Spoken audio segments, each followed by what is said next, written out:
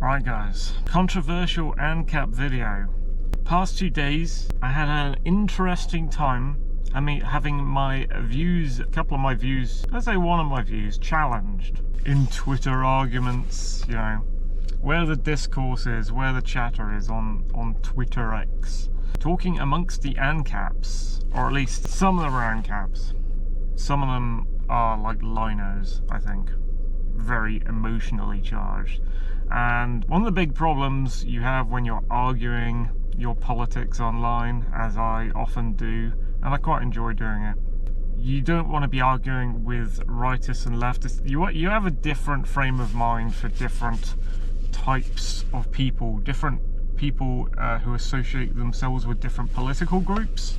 You got to get your head on, you got to get the right mindset for dealing with each type of person you may encounter.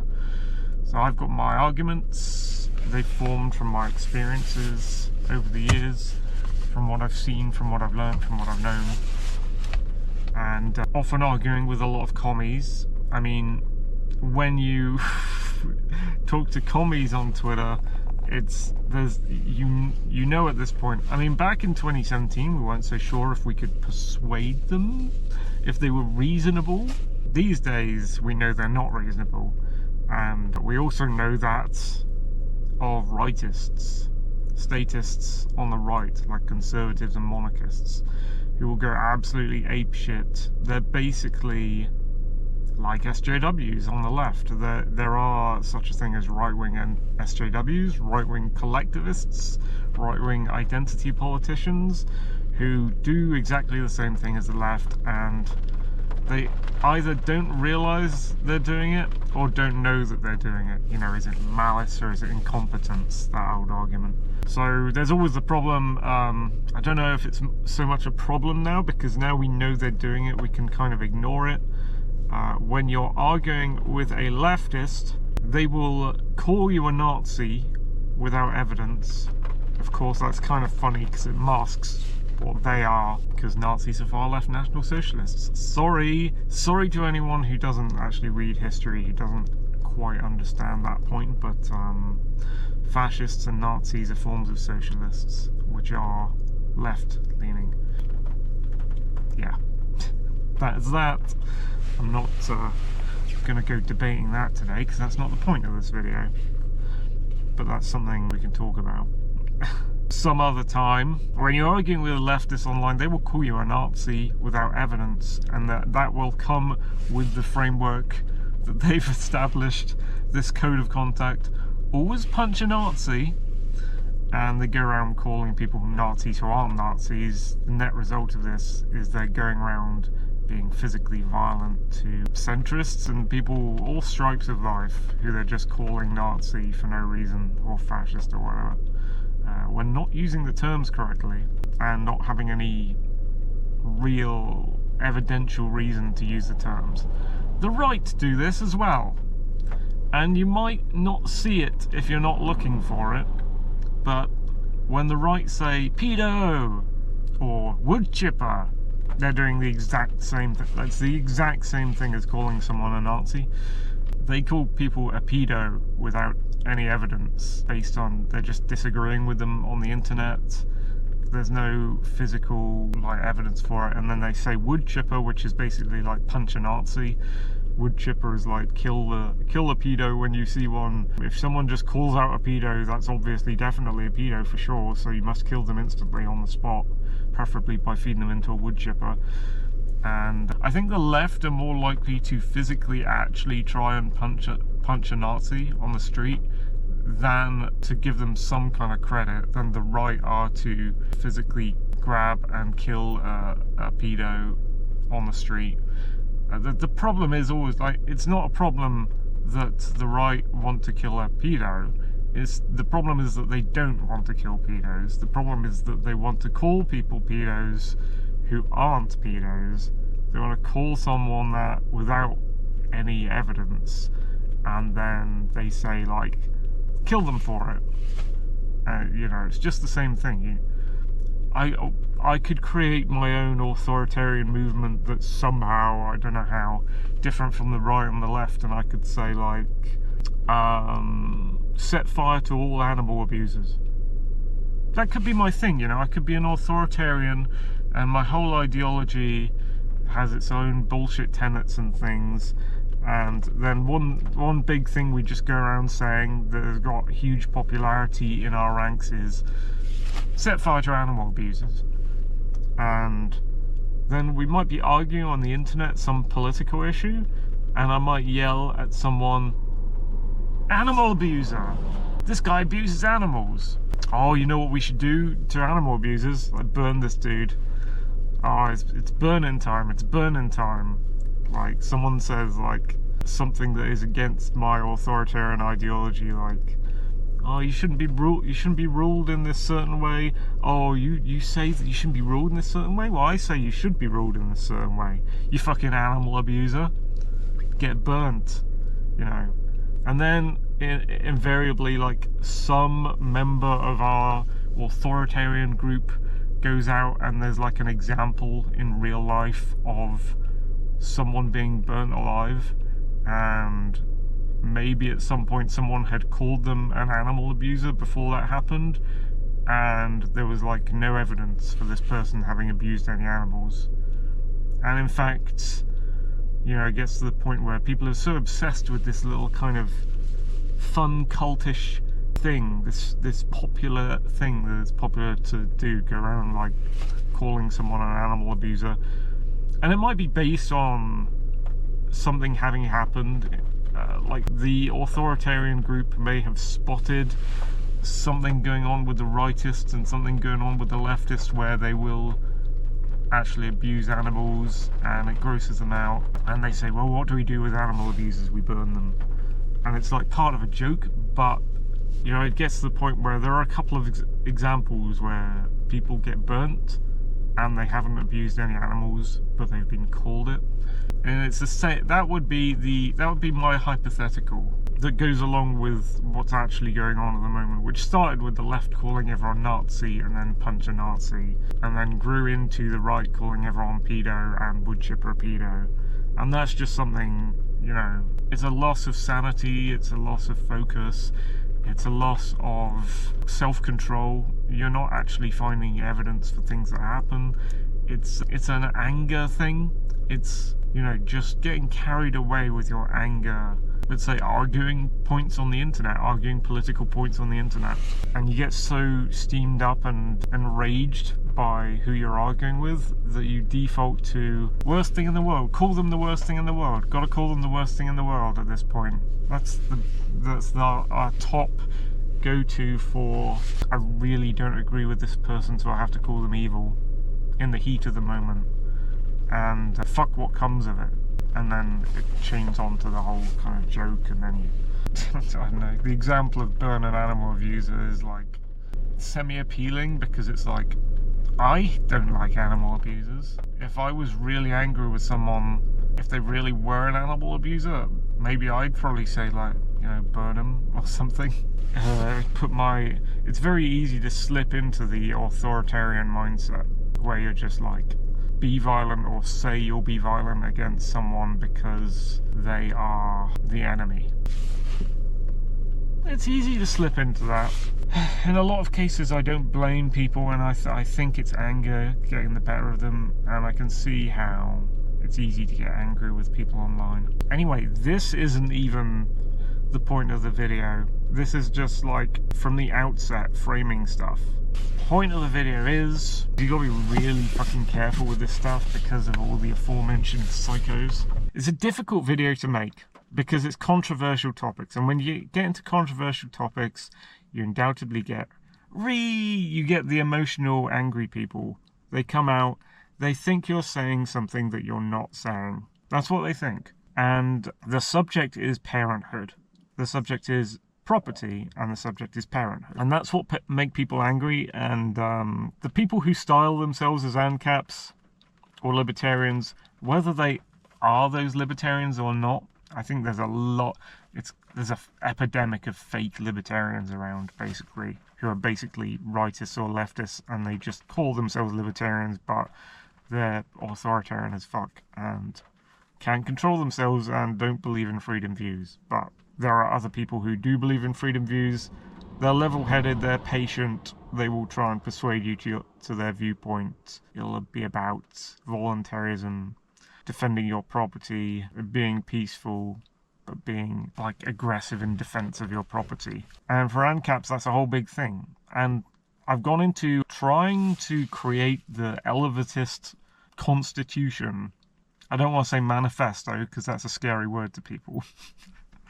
the constitution of like AnCaps. And I know there are problems with constitutions, so this would be a new constitution. It wouldn't be the American Constitution. And there are some AnCaps that go, tractor. There are some anarchists who go, anarchy is not chaos, sure, but therefore anarchy means we do want rules. And I'm in the camp of anarchists that says, like, anarchy is not chaos, sure, but we don't really want rules. We want the bare minimum of rules. We don't really want to be imposing rules upon each other. Law is particularly pernicious. Law derives from government. That's where I come in on that sort of thing. So I'm trying to write this thing. I don't know if it'll be of any use to anyone. It'll help me flesh out my elevatism concept, which is like, take the AnCaps, take the Libertarians, the real ones, take the agorists, take the objectivists, and kind of smoosh them together, kind of combine and mix that into a hybrid which compromises somewhat and mixes all the good parts of the freedom ideologies together. So part of writing that constitution type thing, whether it's useful or not, is say what you mean in the simplest way possible. What is your ideology? What is being an AnCap? What is being an anarcho-capitalist? Someone who believes in freedom, someone who believes in property. And you get to you're trying to do like maybe 2 pages, 3 pages max. Like, what is the ideology? Not what are the rules that everyone should live by, but what are we encouraging people to do consensually? You can follow the Constitution. The Constitution is only worth anything to the people who choose to follow it. That's my view on constitutions. No one should be forced to follow the rules as if they're laws. It should be like opt-in to, we think this is a good way of living, let's hang out together while we think this is a good way of living. Invariably, you write rules for that and you write descriptions and explanations. One of them is, what is property? And I've always written down, and I might have said it in a few videos, so bear with me, I do change my views in light of new evidence that comes along, in light of new arguments and things. I would have said property was your body, that's an important thing, and we'll go into that. Self-ownership. It's the only property you're born with, I think, unless you want to go into inheritance and stuff, is your body. You own your body. What I had a problem with doing this for a while is when you own your body. Some people, a lot of people actually say you own your body from birth. I hadn't heard that argument in a long time, and I always thought that the principle of self-ownership, of owning your body as your own private property, of bodily autonomy, was something where you grow up, like because you're born, you're just a baby, you have no information about the world, you don't even know what the world is. That's not having the information you need to be able to consent. You know, the conservatives and the rightists will immediately pick up on that, jump down your throat, think you're talking about consent to sex, and go, this is about rape, this is about babies, this is about paedophilia, pedo, wood chipper, Nazi.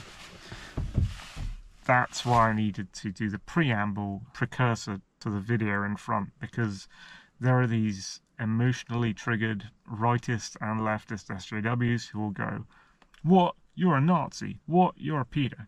Anyway, I don't want to engage with those people because they're just so psychotic and so triggered and so rage-driven, you can't have a normal conversation about it.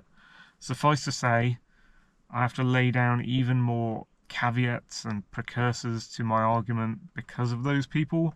So let me tell you, all rape is bad, all paedophilia is bad, all assault and instigation of aggression against a person is bad. All of that is horrid, should never happen. All animal abuse is bad.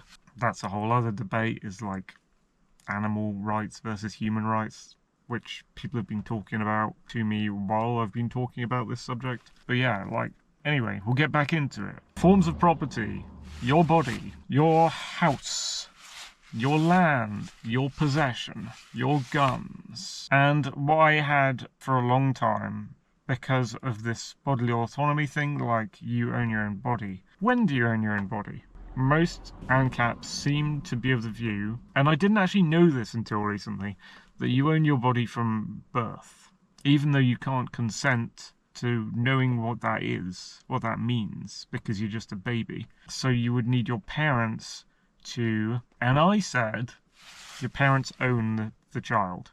Your biological parents own the child. And this is the problem, is, you know, I've been using this argument for a while, and nobody objected to it. A lot of people agreed with me. I think some people still do agree with me. I was talking to one guy, it's like, you know, I own my kids. Nobody gets to fuck with my kids. I am the one who, no one messes with my kids without my consent. So this particular AnCap, I think he believed what I've believed this whole time, which is like parents own their kids. Parents defend their kids. Parents dutifully raise their kids because parents created the kids via conception. And the core of my argument is, I think the biological parents who got together and created the child and raise it to live in the world to the stage where it is informed and has the information to be able to become an adult at 18 and give informed consent to everything they're doing. We're not just talking about sex here. We're talking about renting in a flat, choosing whether to vote, being taxed, although the government will probably end up doing that to kids at some point anyway. There's an argument for work, although there are a lot of AnCaps who believe that you should work from a young age. I'm not sure whether you should work as a child. I think it's probably good if you work as a child. Some people go, I think even commies will go, it's like some sort of slavery thing if your child is working, and they'll bring up like work houses, which I think is like a Victorian thing where children were forced to work. Me, myself, I wanted to work from age 16, and I think I would have been a much richer person if I had began work from age 16 and kept on working through my life. That never happened. I'm one poor motherfucker as a result. I think that was one of the core reasons. Anyway, I'm trying not to lose my focus of thought, but I'm going tangent hopping because it's a huge subject and a very visceral subject for some people. So it was my thought, and it still seems to be the thought of some other AnCaps around me, that the parent is what I called the owner of the child. Child is born, child doesn't know anything about the world because it has a malformed brain. Maybe malformed is not the word. It doesn't have a formed brain yet. It will take a long time for your child's brain to form, and it'll take a long time for your child to learn what the fucking world is around them, how to live in it. And the most important thing is the child needs to learn what people might try and ask of that person, what they'll ask to do, what they'll try to do, what those things are. And there's an analogy like holding your hand over a candle or a fire for the first time. You don't know whether you're going to get burnt before that happens. You don't know what it feels like getting burnt by the candle flame. You don't know that that can do it. You see the plasma, you're just like, what's this ghostly bright thing? Ah, a toy. First time. So in a controlled environment, a parent might like show their kid, look, this is what heat is. This is something that can burn you. I'm not going to burn you. I'm going to show you that this thing is hot. I'm going to do it in a way where, you know, you're going to feel a hot thing and you're not going to get burnt by it. You're going to feel maybe a little shock of the heat. And then I'm going to tell you that if you do that for any longer than you did it, it's going to be damaging to you. It's going to burn you. It's going to leave a mark. It's eventually going to do some terrible things. I'll show you some pictures of people in wars who got burnt. Up to you if you want to go that far with your kid. Depends on how desensitized or sensitized you want your kid, I suppose. Whether you show them things from wars to prove a point, that's up to you as a parent. But, you know, the point is you're demonstrating informed consent. Kid doesn't know that the fire burns. Kid thinks fire is a glowy toy thing. Kid is shown by parent what the fuck is going on with this glowy thing. It's a scary thing, actually. It's a bad thing. It has good uses, but it can really destroy people as well. It could kill people. You know, it's like there are lots of different examples you could bring up, like teaching the kid water. And then the big examples are teaching your kids social. Teaching your kid, there are these evil fucks out there. Don't trust everyone you meet, because a lot of these people we're smiling to and saying hi to on the street, they could actually mess you up. They could actually be that bad person. So we also teach a kid how to prejudge. And we'll talk about prejudice and how prejudice might be useful. You talk to your kid about how to prejudge or judge people on the street, work out who might be dangerous, who might be friendly. Do that sort of thing. And this is all part of good parenting. But my issue is kind of with semantics, I think, and wording. Because, you know, I didn't expect to have this heated bunch of... Like, I retweeted someone, and I think that person might have been popular. I don't think he's really an AnCap, but he's like calling himself an AnCap. We've got lots of fake libertarians, man. It's a big problem. Anyway, I retweeted this guy, and because I guess he had some sort of popular following or something, I got dunked on and rage baited, and my tweet blew up. Basically, I encountered lots of people talking about my response to this guy's tweet.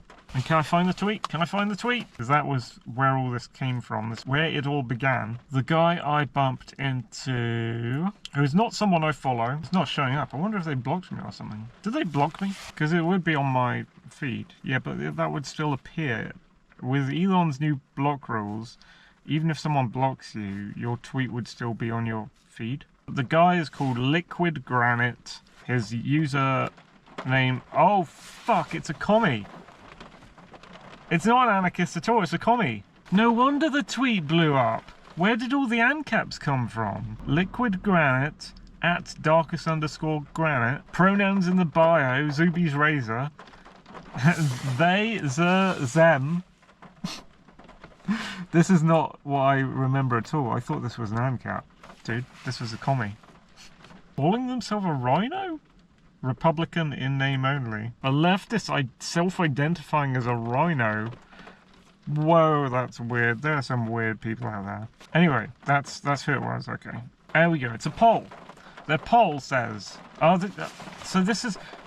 Because their tweet mentions anarcho-capitalism. That's why I thought they were an AnCap. I don't know if you can read this. I don't know if you can read this tweet. It says, Liquid Granite, do you think spanking is aggression under anarcho-capitalist ethics? So they're not an AnCap, they're just putting it out there to their followers to talk about us AnCaps. And I guess the reason AnCaps jumped in the thread is because they were mentioned by this leftist. But also leftists jumped in the thread. Mind blown, this is starting to make way more sense now. Because when you comment on a leftist tweet in Twitter, you get hit by leftist Twitter, which is this huge, seething, massive rage. and you, out of nowhere, you get like zillions of like frothing mouth leftists going, "What? You believe this? Ah! That's what happened, dude. Okay. So they say, do you think spanking is aggression, as in the NAP, non-aggression principle, under anarcho-capitalist ethics? The poll says, top answer, yes, spanking is aggression. So it started about, do you say capital punishment or corporeal punishment? When you hit your kids or whatever? Oh, and then someone I followed commented on this guy, and that's how I saw it. 78%, most people say yes, it's aggression, as AnCap thinks spanking is aggression and is bad, so don't hit your kids. 11% Joint 11, second place, is no it's not, and I'm not sure. Okay, so this is interesting because I'm learning stuff in hindsight. And then this is a dude who I follow, Jake, an AnCap. Plague on both your houses. Thank you, Jake, for chatting to me level-headedly.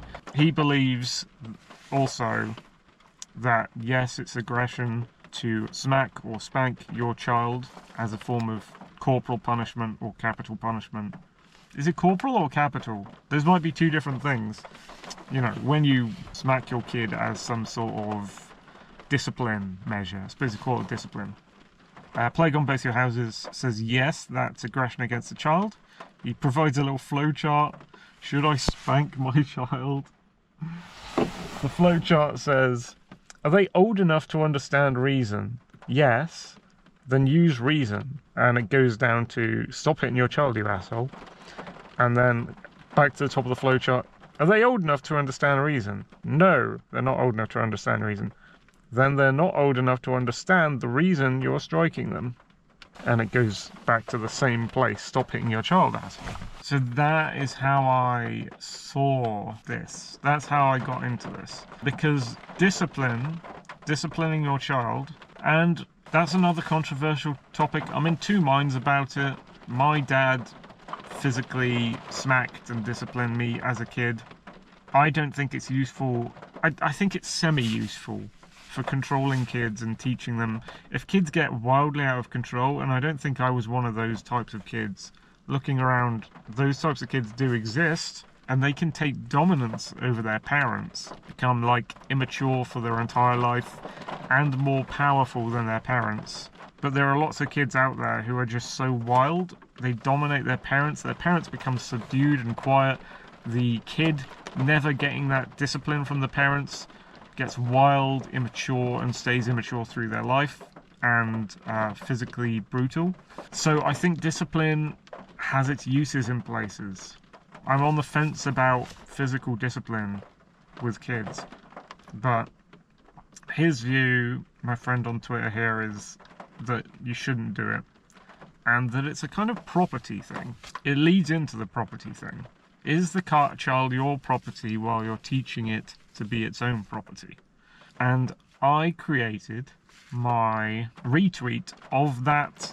I now know it's a leftist. I didn't think it was a leftist. My tweet that blew up, responding to the poll, do you think spanking is aggression as an AnCap? My response, it's weird that the word picked was aggression.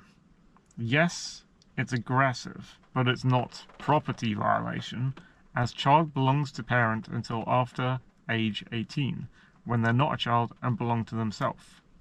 Discipline is a thing. Whether or not it's efficacious is another debate. So, that's where it begins.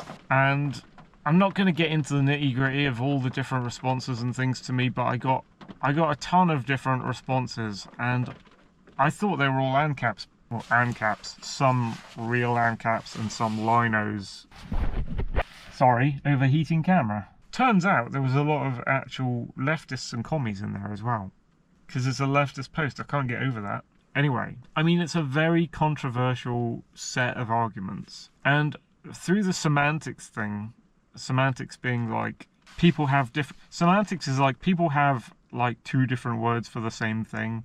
People have lots of different words for the same thing. They will use a word that you think means something, and it actually means something different to them. I can't give a proper example. Like, if you say bus, and you like, oh, I know what bus is. I know what a bus is. I've seen a bus. I know what a bus means. The word bus means this thing. And then someone else comes along and goes bus to you, and you're like, there's a bit of confusion there because they're using the word bus to mean something completely different that you've never heard of in your life. That's like semantics. And bus is the worst word I could pick because it doesn't often have a double meaning. But there are these things around where you'll say a word and the word will have like 6 different meanings depending on who's saying it. There are lots of things, especially in politics, there are lots of times when one word has more than 3 meanings. And you can imagine how confusing that is, and that's why people start live stream debates with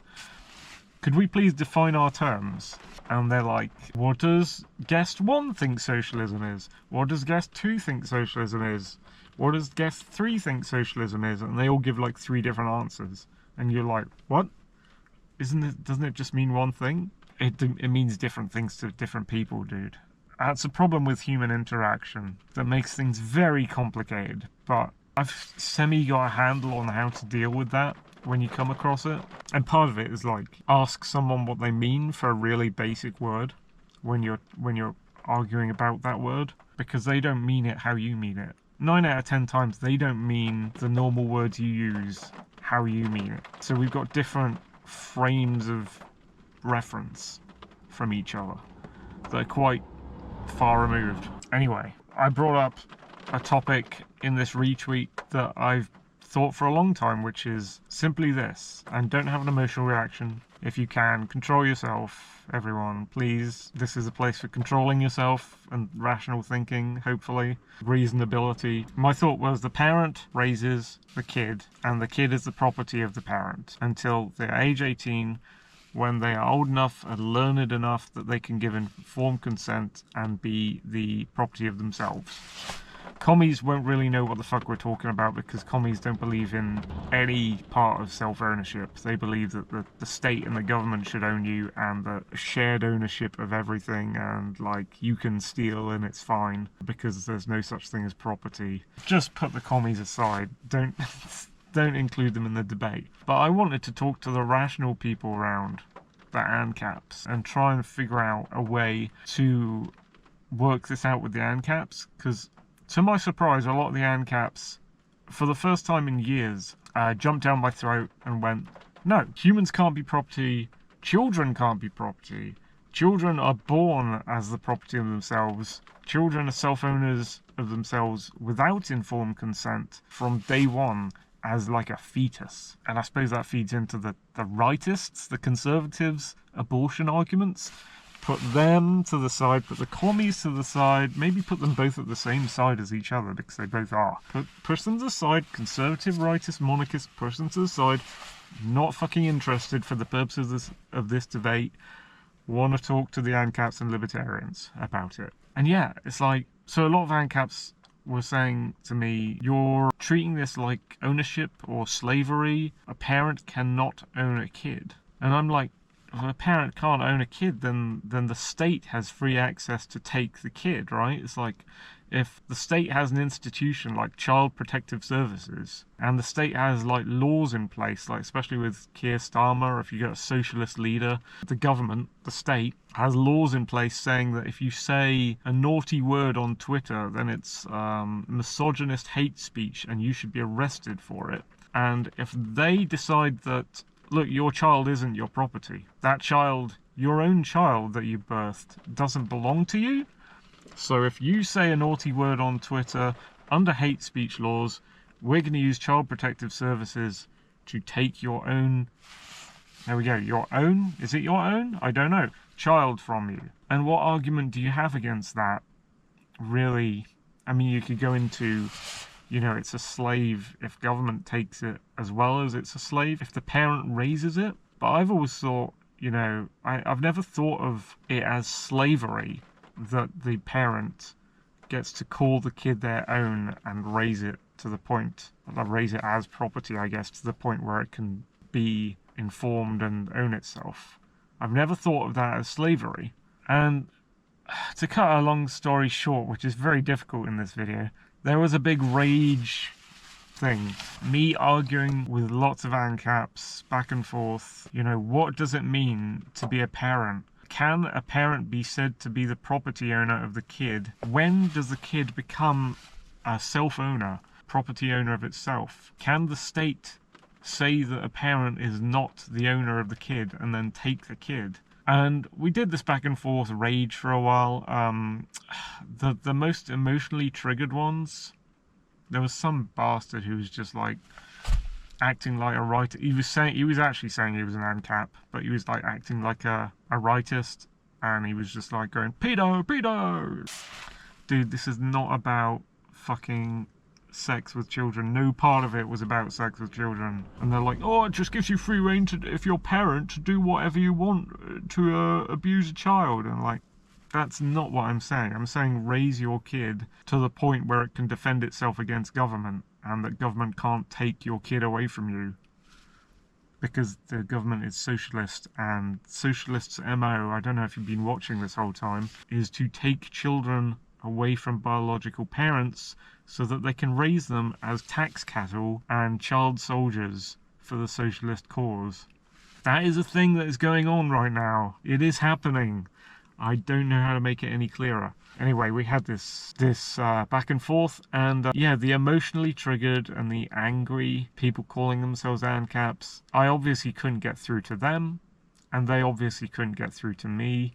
It was so heated that it wasn't persuasive. You need reasonable people, and you need calm in these debates, and you need like explanation and examples in order to persuade someone to believe what you believe, which I think is a noble form of debate, a noble cause. And I also believe that you should be open, and I try to be open, to change your mind without guilt in the light of new evidence, which is a scientific thing, what science used to be in the past. You know, if you find a better fit of theory and it works better and it's explained to you with more evidence and more persuasive diagrams and things, then you're more willing to say, yes, okay, I changed my mind. I adopt this new principle. And I think, all these emotionally charged rage bait guys, they did not change my mind. But I talked to people for a bit, and a couple of people who I follow anyway. The Plague on Both Your Houses dude, who's an AnCap,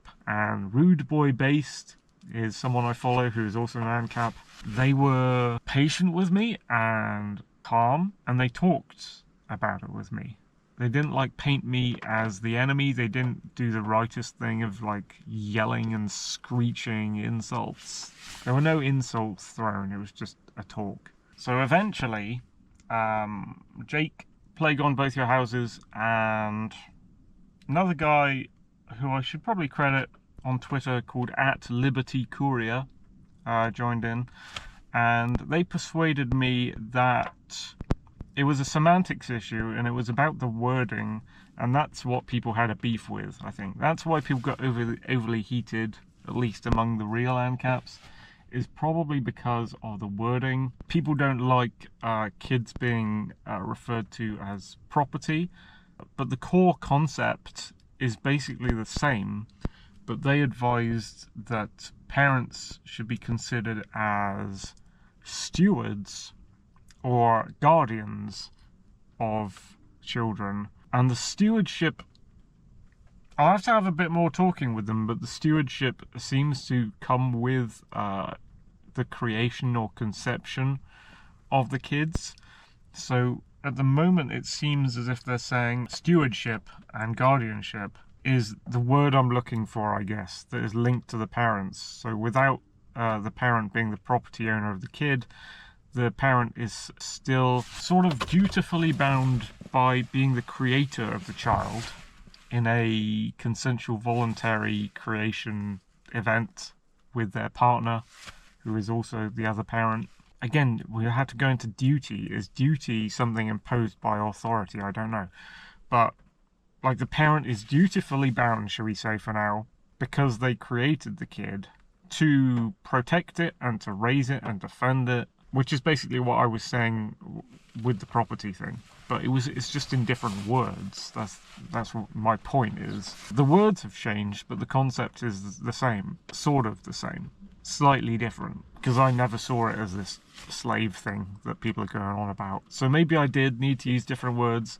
And I conceded the point that, okay, maybe I'm going about this the wrong way. I need to change my arguments. I need to learn about how people are using the word that is new to me for this purpose and context, which is stewardship. And Plague said it might be better to use guardianship because Murray Rothbard uses guardianship. And then he linked to me an interesting article on the Mises website, but it's not by Mises, it's by Murray Rothbard. It's like a clip out of one of his books, and I believe the book is called The Ethics of Liberty. And I think I want to read it to you. I might read it to you before I end this video, if my GoPro doesn't overheat again, which it might. So I'll get going in a sec. Basically, to summarize, the article's interesting. The article starts at the core premise that is kind of my core premise, and then it goes into some weird territory. Unfortunately, Murray Rothbard keeps bringing up legality, and I think legality summons up government, because, you know, laws derive from government, and what is legal and legality-wise is not a barometer for morality. So it doesn't really matter what the law says. The things that are good and right are nothing to do with the law. You could be committing a crime against the government's laws and still be doing a good, right, morally justified thing. Like, example, like hiding Anne Frank from the Nazis. I mean, it's kind of against the law, wasn't it? But it was good that they were trying to hide people being taken by this authoritarian regime, or any number of things that, you know, the law says are right but are actually wrong. Anyway, yeah, so Murray Rothbard in this article, he brings up legality a bit too much. I'm not into that. But then he brings up a bunch of arguments that I've never heard before that on the surface sound really weird, including one that's like the fetus, the child that is unborn, or maybe it's only just been born, like a newborn baby, is an accidental slave master of its own parents, because Murray Rothbard is positing that parents have to consent to parenting. Basically, they don't have to, like a biological parent, in Rothbard's view, must not be forced to do the parenting, which just sounds weird to me. I don't think it's something I can endorse or get behind. But there is a weird... I understand the logic of how he got there, because he's talking about each person being a sovereign individual. I don't know if sovereign's the right word. Each person being an individual who owns himself and doesn't have to be told what to do by any authority. But then you could go like, what, fucking little child that can't consent, doesn't know anything. How is it any kind of authority that's imposing its forced will upon the parent? And so, like, how can you square that circle? And it's like, he gets into, nobody is owed anything. Children don't get things, like, doesn't matter if you're a child, you don't get things given to you for free. Nobody is owed anything. Nobody has the right to be given a living wage, that sort of thing. I will end on reading this clip from Murray Rothbard, the writer, the libertarian writer, from MisesInstitute.org. The article is Children and Rights. The article is an excerpt from chapter 14 of Murray Rothbard's The Ethics of Liberty book. I don't know if the top bit is a quote, but the top bit says, "We have now established each man's property right in his own person and in the virgin land that he finds and transforms by his labour, and we have shown that from these two principles we can deduce the entire structure of property rights in all types of goods. These include the goods which he acquires in exchange or as a result of a voluntary gift or bequest." And then it goes into the actual quote from the book, Ethics of Liberty by Murray Rothbard. "There remains, however, the difficult case of children. The right of self-ownership by each man has been established for adults, for natural self-owners who must use their minds to select and pursue their ends. On the other hand, it is clear that a newborn babe is in no natural sense an existing self-owner, but rather a potential self-owner. But this poses a difficult problem. For when, or in what way, does a growing child acquire his natural right to liberty and self-ownership? Gradually, or all at once? At what age? And what criteria do we set forth for this shift or transition? Even from birth, the parental ownership is not absolute, but of a trustee or guardianship kind. In short, Every baby, as soon as it is born, and is therefore no longer contained within his mother's body, possesses the right of self-ownership, by virtue of being a separate entity and a potential adult. It must therefore be illegal and a violation of the child's rights for a parent to aggress against his person by mutilating, torturing, murdering him, etc. On the other hand, the very concept of rights is a negative one, demarcating the areas of a person's action that no man may properly interfere with. No man can therefore have a right to compel someone to do a positive act, for in that case the compulsion violates the right of the person or property of the individual being coerced. Thus, we may say that a man has a right to his property, i.e. a right not to have his property invaded, but we cannot say that anyone has a right to a living wage, for that would mean that someone would be coerced into providing him with such a wage, and that would violate the property rights of the people being coerced. As a corollary, this means that in the free society, no man may be saddled with the legal obligation to do anything for another, since that would invade the former's rights. The only legal obligation one man has to another is to respect the other man's rights. Applying our theory to parents and children, this means that a parent does not have the right to aggress against his children, but also that the parent should not have a legal obligation to feed, clothe, or educate his children, since such obligations would entail positive acts coerced upon the parent and depriving the parent of his rights. The parent, therefore, may not murder or mutilate his child, and the law properly outlaws a parent from doing so, but the parent should have the legal right not to feed the child, i.e. to allow it to die. The law, therefore, may not properly compel the parent to feed a child or keep it alive. Again, whether or not a parent has a moral rather than legally enforceable obligation to keep his child alive is a completely separate question. This rule allows us to solve such vexing questions as, should a parent have the right to allow a deformed baby to die? Example, by not feeding it? The answer is of course yes, following a fortiori from the larger right to allow any baby, whether deformed or not, to die. Though, as we shall see, in a libertarian society the existence of a free baby market will bring such neglect down to a minimum.